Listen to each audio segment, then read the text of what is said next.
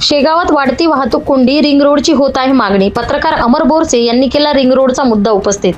शेगाव शहरात दिवसेंदिवस वाढत असलेली वाहतूक कोंडी नागरिकांसाठी मोठी समस्या बनली आहे. विशेषतः रेल्वे उड्डाणपूल परिसरात सकाळी आणि सायंकाळी वाहनाच्या लांबच लांब रांगा लागून वाहतूक ठप्प होत असल्याचे चित्र दिसत आहे. अरुंद उड्डाणपूल, अतिक्रमणे, पार्किंगची समस्या आणि वाढती वाहन संख्या यामुळे नागरिकांना मोठा त्रास सहन करावा लागत आहे. वाहतूक कोंडीमुळे रुग्णवाहिका देखील अडकत असून रुग्णांना वेळेत उपचार मिळण्यात अडचणी निर्माण होत आहे. शेगाव हे धार्मिक व व्यापारी शहरी असल्याने दररोज हजारो भाविक आणि वाहनाची वर्दळ असते. त्यामुळे शहरांसाठी रिंग रोडची गरज अत्यंत महत्त्वाची बनली आहे. रिंग रोड उभारल्यास बाहेरील जड वाहने शहरात न येता पर्यायी मार्गाने जाऊ शकतील आणि शहरातील वाहतूक सुरळीत होण्यास मदत होईल. यासाठी लोकप्रतिनिधी आणि प्रशासनाने पुढाकार घेऊन शासनाकडे पाठपुरावा करण्याची गरज असल्याची मागणी नागरिकांकडून होत आहे.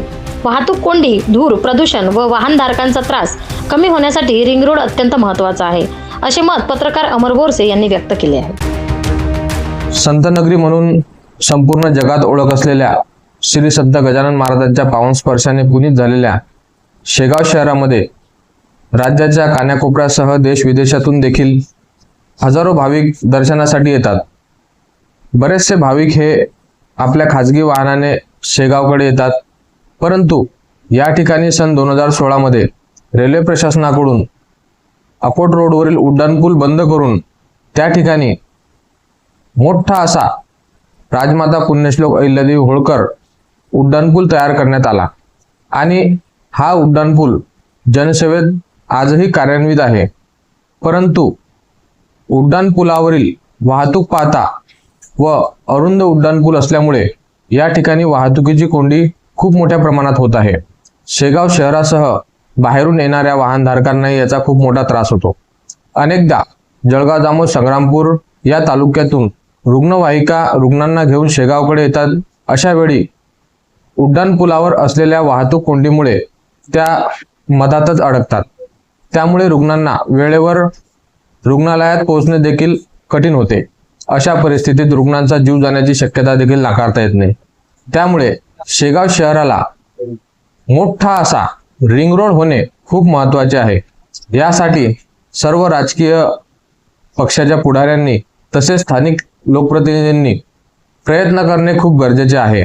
शेगाव शहरामध्ये रिंग रोड झाल्यास या ठिकाणी बाजाराला चालना मिळेल, व्यापार वाढेल, तसेच आजूबाजूच्या शेतकऱ्यांच्या शेतीचे भाव वाढतील व स्थानिक लोकांच्या ज्या मालमत्ता आहेत, प्लॉट आहेत, त्या प्लॉटचे देखील भाव वाढतील. एकंदरीत ऑटो व्यवसायाला चालना मिळेल, रोजगार वाढतील व शेगावच्या विकासात देखील भर पडेल.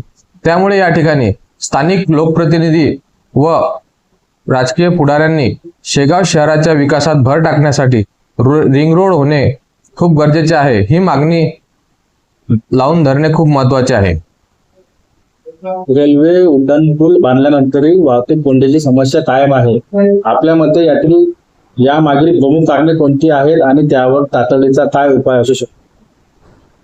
सध्या सर्वत्र वाहन विकत घेणाऱ्यांची संख्या खूप मोठी आहे. अशा परिस्थितीत शहरातील फुटपाथ 5-5, 7-7 तर काही ठिकाणी 10 ते 12 फुटाचे आहेत.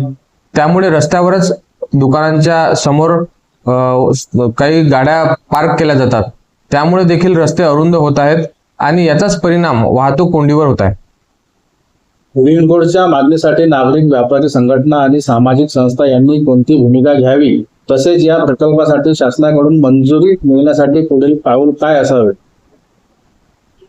व्यापारी संघटना असतील किंवा सामाजिक कार्यकर्ते असतील, लोकप्रतिनिधी असतील किंवा राजकीय पुढाऱ्यांचे प्रतिनिधी असतील, या सर्वांनी आपापल्या परीने ज्या ज्या ठिकाणी शक्य होईल त्या त्या ठिकाणी रिंग रोडची मागणी करावी. तसेच हा विषय खूप मोठा असल्यामुळे या थेट नितीनजी गडकरी आहेत, केंद्रीय रस्ते विकास मंत्री, त्यांच्याकडे ही मागणी पोहोचवणे गरजेचं आहे आणि त्यानंतरच या प्रश्नाला उत्तर मिळेल.